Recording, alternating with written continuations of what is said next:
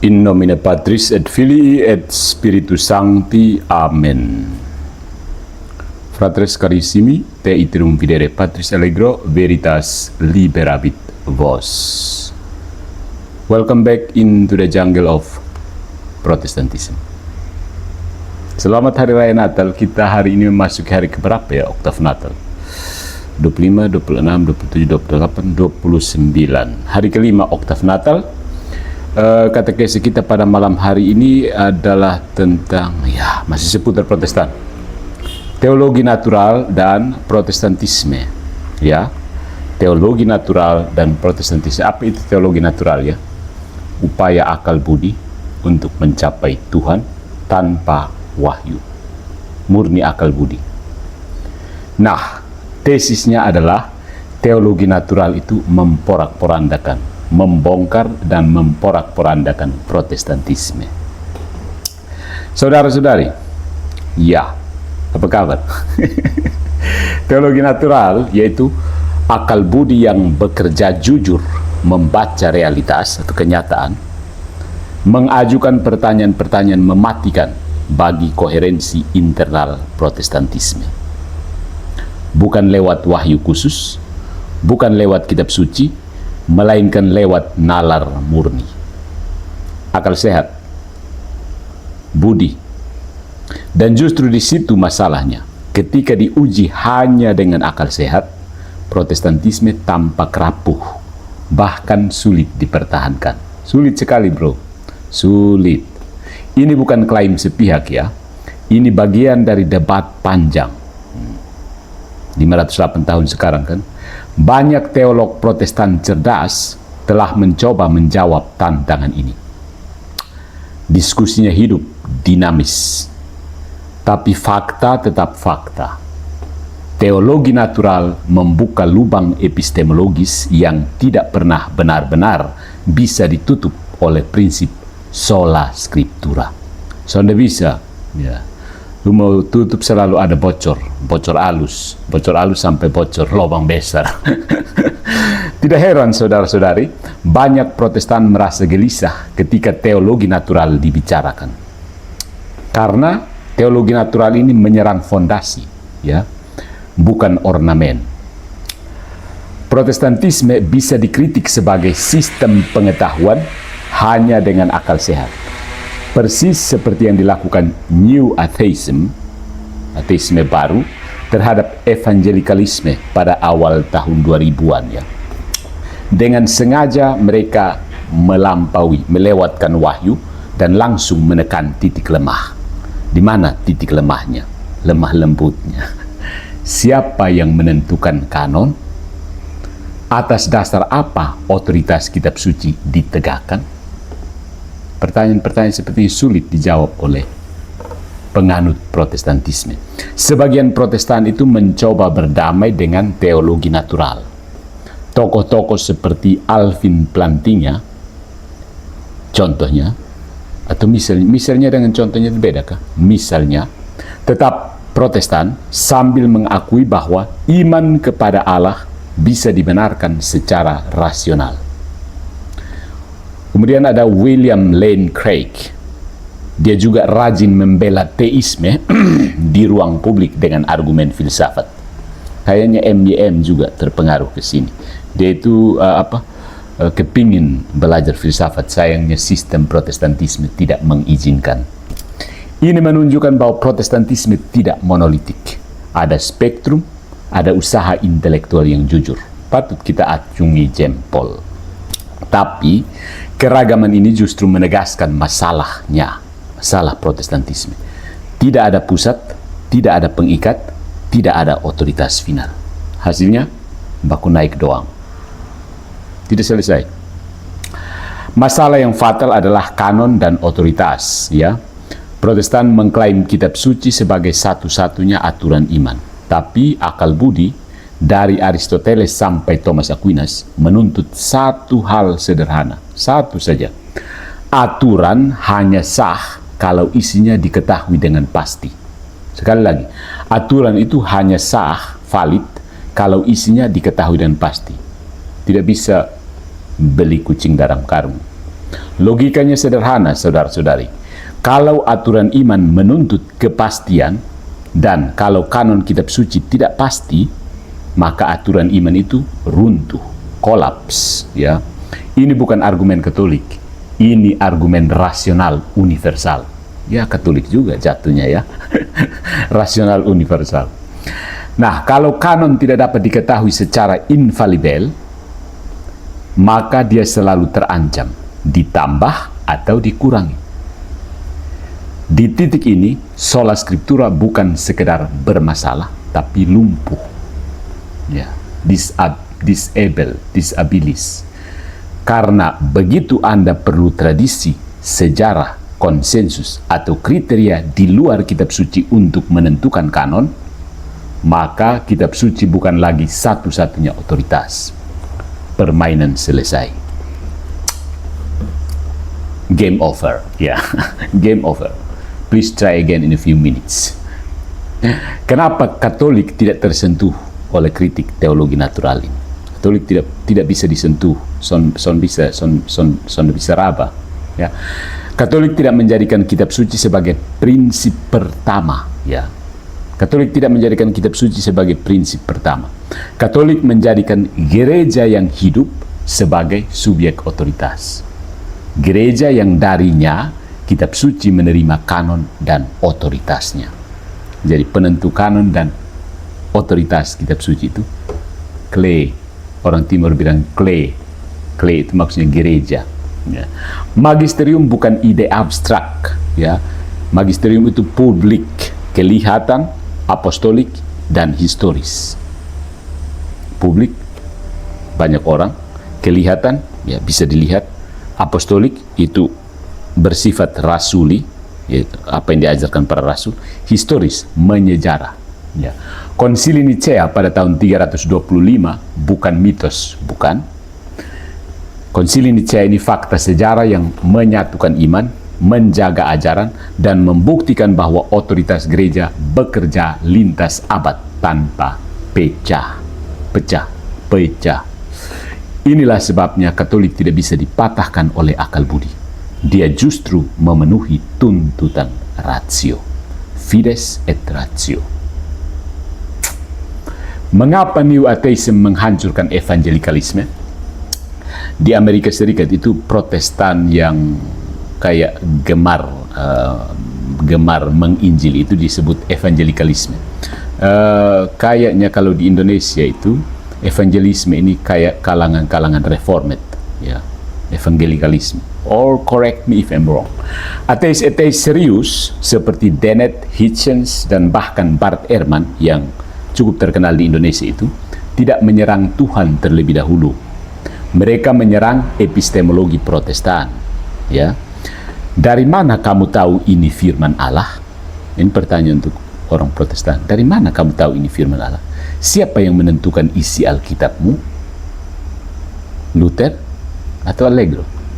Mengapa bukumu lebih sah dari kitab agama lain? Protestantisme tidak punya jawaban yang konsisten dan jutaan orang pergi. Orang Timur bilang naeng kukun deo amnatun. Banyak yang tumbuh sebagai evangelikal tapi jatuh menjadi agnostik. Ya, evangelikal ini istilah Protestan di Amerika ya. Sebagian menjadi unitarian fungsional. Ya, percaya bahwa ya Yesus itu yang Tuhan saja. Trinitarian tidak ada Trinitaris. Sedikit yang masuk Katolik. Klewes, sedikit. Hampir tidak ada yang bertahan sebagai baptis. Bukan karena ateisme lebih kuat membantah keberadaan Allah, karena teologi natural justru cukup kuat untuk membuktikannya, tetapi karena posisi Protestan runtuh di hadapan kritik rasional. Ya, bukan orang Protestan sekali lagi. Gagasan Protestantisme. Nah, apa yang terjadi setelah runtuhnya evangelikalisme, Protestantisme? Hari ini kita melihat gejala yang jelas. Kebangkitan intelektual Katolik, terutama para convert atau aka mu'alaf ke Katolik maksudnya. Kebangkitan intelektual Katolik, baik yang di kalangan akar rumput TikTok maupun di kalangan akademisi. Yang kedua, pertumbuhan tenang dari ortodoksi timur. Ya, cukup bertumbuh. Dan ada kerinduan akan iman yang memuaskan akal dan wahyu. Nah, itu salah satu alasan mengapa Thomisme itu meningkat. Thomisme dalam bentuk daring, ya. Thomisme itu mulai disebarkan daring. Ya. Banyak, misalnya Corpus Thomisticum. Corpus Thomisticum, ya, internet. Akal budi bisa membantah Protestantisme. Akal budi tidak bisa membantah Katolik. Ini penting. Akal budi itu bisa membantah Protestantisme, tapi akal budi tidak bisa membantah Katolik. Keren kan? Nah, saudara-saudari, otoritas itu adalah kesimpulan alami dari akal sehat. Otoritas. Suatu teks tidak menafsirkan dirinya sendiri. Buku itu benda mati tanpa otoritas yang hidup. Kitab suci berubah menjadi medan perang tafsir. Jadi stop tipu-tipu bahwa kitab suci adalah otoritas tertinggi. Tidak bisa, harus ada orang yang baca. Ya. Kitab suci tidak bisa menjadi otoritas. Iya, otoritas dalam arti dia tidak bisa mengajar, dia tidak bisa menafsir dirinya sendiri. Coba lihat saja misalnya KUHP tanpa Mahkamah Agung akan menjadi teks liar. Orang tiap hari hanya pacu tanah di kebun, dia ambil KUHP, ini pasal ini bilang lu begini. Demikian juga wahyu ilahi tanpa gereja. Kesatuan sejati itu bukan perasaan tapi doktrin, ya. Sama-sama ikut Yesus itu bukan kesatuan. Sama-sama ikut Yesus. Kesatuan menuntut suara iman yang satu. Dan itu hanya mungkin kalau ada otoritas yang berhak mengikat nurani. Kalau ada yang ikat lu, ya lari ke sana kemari, keliaran ke sana kemari, melanglang buana ke sana kemari. Kan banyak denom bisa tes satu persatu. Tanpa otoritas hidup, kitab suci bukan fondasi, melainkan konflik permanen. Dan itu nyata sampai sekarang. Kita bisa saksikan di sosial media, kan? Sosial media atau media sosial? Media sosial. Ya. Kemudian soal liturgi, ya, ibadat, korban, dan nalar, akal sehat. Manusia, ini kenapa lagi? Keringat masuk di mata, pedas ya. Selingan.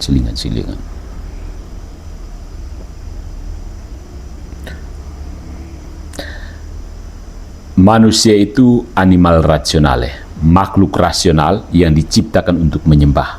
Ya, semua budaya kuno tahu satu hal, ada tatanan moral, manusia melanggarnya dan pemulihannya menuntut korban. Ini prinsip universal di seluruh budaya kuno, Timor, Afrika Utara, Eropa Selatan dan seterusnya. Ada tatanan moral, manusia melanggarnya dan pemulihan yang menuntut korban.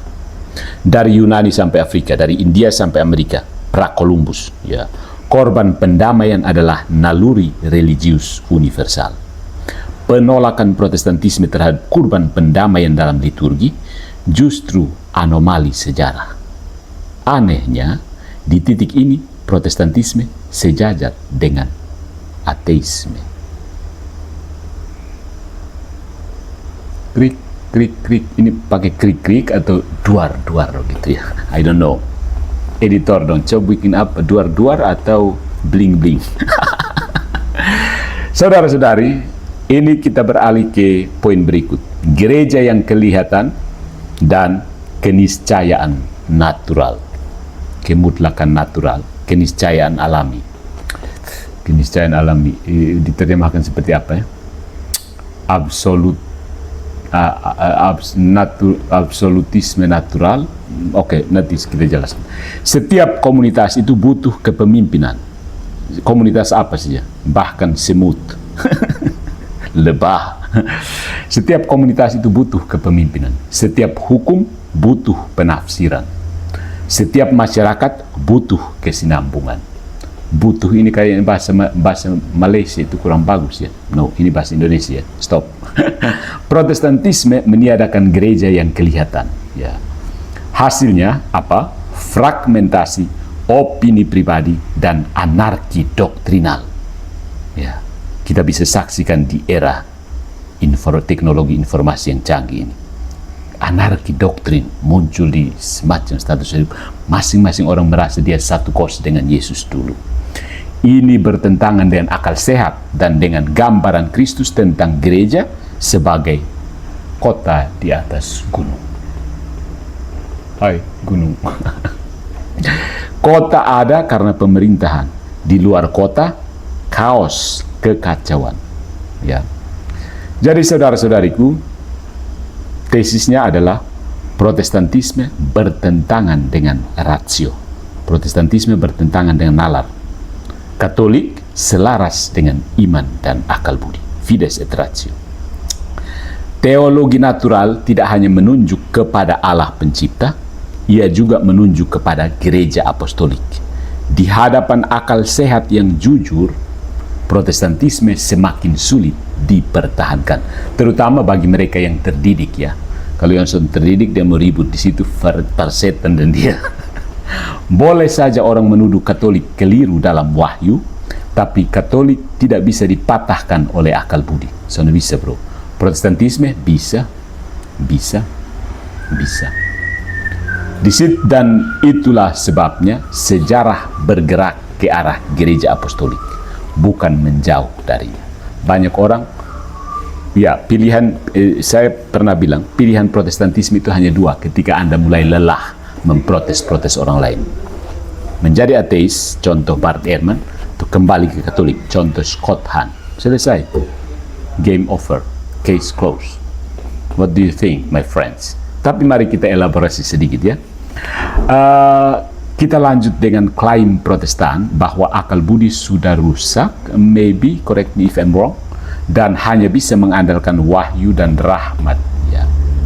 Mari kita analisis secara metafisik ya, tanpa basa-basi. Klaim pamungkas Protestan ketika semua jalur lain buntu bro. Ya biasanya kalau para reformat itu biasanya itu dekret ilahi, ketetapannya dari dulu begitu. Ini klaim yang sering muncul. Akal budi manusia sudah rusak total oleh dosa, ingat total depravity. Karena itu dia tidak dapat diandalkan. Kita hanya bisa mengandalkan wahyu dan rahmat. Oke, atau apalah. Please, you are Protestant, correct me. Klaim ini terdengar saleh, tetapi secara metafisik justru bunuh diri. Self-refuted, ya. Kenapa? Mari kita bohongan. Bukan, mari kita berbohong. Bukan, mari kita bongkar. 1. Rusak total depravity. Siapa yang mengklaim ini? Itu klaim ontologis, bukan alkitabiah. Ya. Ketika Protestan berkata akal budi rusak, mereka tidak sedang mengutip ayat. Mereka sedang membuat klaim ontologis tentang natur manusia. Ya. Artinya begini, saudara-saudari. Mereka sedang berbicara tentang apa itu manusia secara hakiki, secara mendasar. Bukan sekedar tentang moralitas atau dosa. Ya. Dan di sini masalahnya muncul ke permukaan. Kalau akal budi rusak secara ontologis, bukan hanya terluka secara moral, maka konsekuensinya pertama, manusia tidak lagi makhluk rasional. Manusia bukan makhluk rasional. Yang kedua, logika tidak dapat dipercaya. Dan yang ketiga, bahasa kehilangan makna objektif. Berikutnya, penafsiran wahyu mustahil dipercaya. DKL, dengan kata lain. Kayaknya ungkapan ini harus direvisi ya. DKL, dengan kalimat lain. Klaim bahwa total depravity itu menghancurkan alat yang dipakai untuk mengklaim. Self-refuted. Klaim itu menghancurkan alat yang dipakai untuk mengklaimnya. Ini bukan teologi, ini kontradiksi performatif. Ya. Nampak kontradiksi. Kontradiksi itu bahasa Latin artinya berbicara, contradicere. berkata melawan dirinya sendiri, berkata melawan, kontradiksi. Itu yang pertama ya. Yang kedua, kalau akal budi rusak, maka wahyu jadi tidak bisa terbaca. Readability-nya gagal.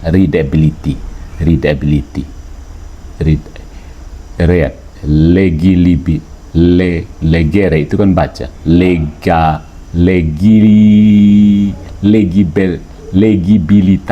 Legibilitas ya.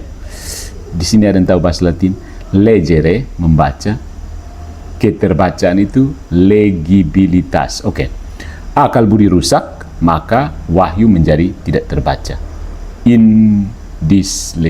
Oke. Mari kita jujur secara metafisik, saudara-saudari. Wahyu tidak turun ke ruang hampa. Dia diterima oleh subjek manusia. Dan subjek itu, si manusia itu, menggunakan akal budi untuk membaca teks, memahami bahasa, membedakan makna, menarik kesimpulan, dan menyatakan doktrin. Kalau akal budi rusak total, maka wahyu tidak mungkin dipahami dengan pasti.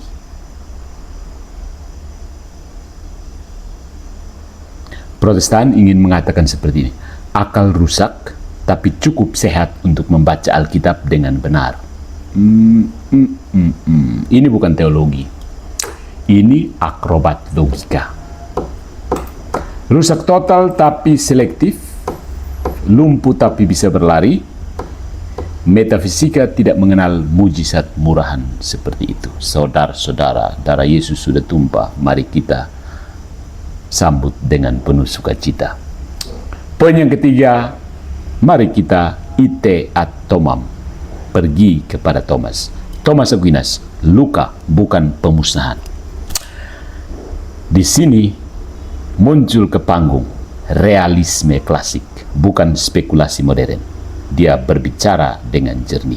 Thomas Aquinas membedakan secara tajam, acute, natura, yaitu kodrat, dan gratia, rahmat. Dosa asal itu melukai kodrat, bukan memusnahkannya. Ya, melukai. Kalau kodrat dimusnahkan, rahmat tidak punya apa-apa untuk disembuhkan. Prinsip metafisiknya sederhana dan keras. Gratia non tollit naturam, sed perficit. Rahmat tidak menghancurkan kodrat, tetapi menyempurnakannya. Apakah Anda butuh footnote? Baca Summa Theologia. Saya lupa, nanti saya cari catatan, nanti saya kasih di layar ya. Kalau tidak ada di layar, mau saya bilang Patis Legro, tipu-tipu saja. Kalau Protestan benar bahwa akal hancur total, maka rahmat tidak menyembuhkan, tapi mengganti manusia. Keselamatan bukan pemulihan, tapi penghapusan kodrat. Dan inkarnasi menjadi tidak masuk akal. Selamat Hari Raya Natal ya. Kristus menyelamatkan manusia, bukan menggantinya dengan spesies baru. Oke, lanjut lagi. Kalau akal tidak bisa mengenal Allah, maka Paulus jelas salah. Paulus salah, jadi Paulus harus ditegur. Protestan yang menolak teologi natural terpaksa menabrak kitab suci mereka sendiri. Yang kurang tujuh itu. Roma bab 1 ayat 20 jelas mengatakan bahwa manusia dapat mengenal Allah melalui ciptaan. Kalau akal budi rusak total, maka Paulus keliru. Kisah para Rasul bab 17 keliru. Hikmat Salomo bab 13 keliru. Seluruh pendekatan misioner rasuli runtuh. Yang ironis adalah, saudara-saudariku, Protestan tetap mengutip ayat-ayat itu sambil menafsirkan ulang maknanya supaya tidak menghancurkan sistem mereka sendiri. Keren. Tapi itu bukan eksegesis, itu manuver penyelamatan sistem. Jungkir balik untuk menyelamatkan sistem. Padahal sistem itu diajarkan oleh orang-orang pembangkang dalam gereja Katolik. Kok mati-matian membela sistem ya? Poin yang berikutnya, metafisika dosa. Kehilangan tatanan, bukan hakikat. Ini makna metafisik dari dosa. Apa itu dosa maksudnya? Dosa itu merusak ordo, tatanan, bukan ese, itu keberadaan, bukan hakikat. Ya. Dosa tidak merusak keberadaan seseorang. Dosa itu merusak ordo, tatanan, relasi. Manusia berdosa itu masih bisa berpikir, masih bisa menarik kesimpulan, masih bisa mengenali kebenaran parsial, dan masih bertanggung jawab secara moral. Kalau akal rusak total ya, tidak ada tanggung jawab moral, tidak ada dosa, dan tidak ada penghakiman yang adil. Dan kekristenan kolaps, runtuh dari dalam. Ya.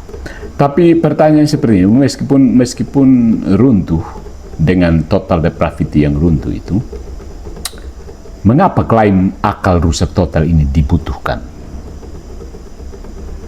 oleh orang-orang tertentu untuk menjaga sistem mereka?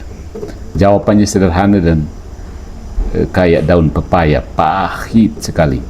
Karena kalau akal sehat dibiarkan bekerja, dia akan menuntut apa? Otoritas yang hidup, kesatuan doktrin, gereja yang kelihatan, liturgi yang objektif, dan kanon yang pasti.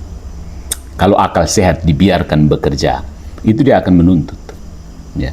Dan itu semua tidak bisa dipenuhi oleh Protestantisme. Tidak bisa. Orang pembinasaan tidak bisa, bro. Maka akal harus dibunuh secara teologis agar sistem bisa berjalan. Keren kan? Mari kita simpulkan secara metafisik. Klaim bahwa akal budi rusak total itu bertentangan dengan metaphysics of man, the metaphysics of man, metafisika manusia. Gagasan tentang apa manusia itu, apa sebenarnya manusia itu. Klaim bahwa akal budi rusak total juga menghancurkan kemungkinan wahyu, meniadakan tanggung jawab moral, tadi saya sudah jelaskan, bertentangan dengan kitab suci, dan akhirnya bersifat anti-inkarnasional. Jadi saudara-saudari, ini pengalaman saya pribadi, berjibaku dengan protestan-protestan polemik, tercium bau-bau anti-inkarnasional, terutama menyangkut who is Mary.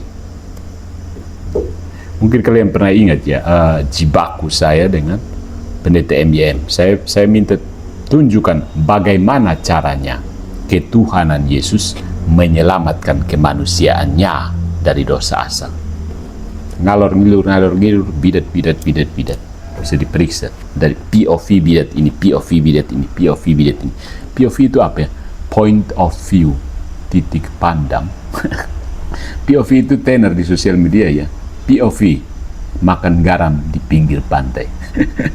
Katolik tidak menuhankan akal ya saudara-saudari, tapi Katolik tidak memutilasi akal budi.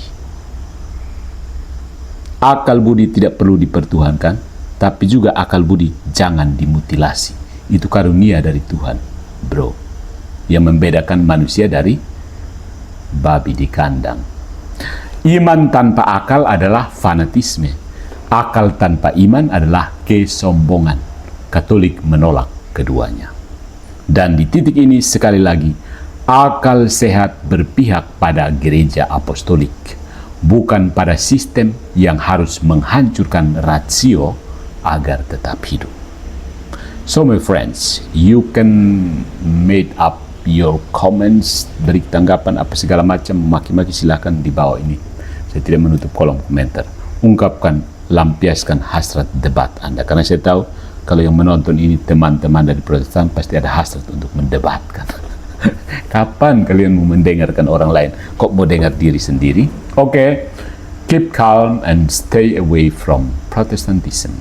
Sampai jumpa pada video katekese lain berikutnya. Berikutnya lain.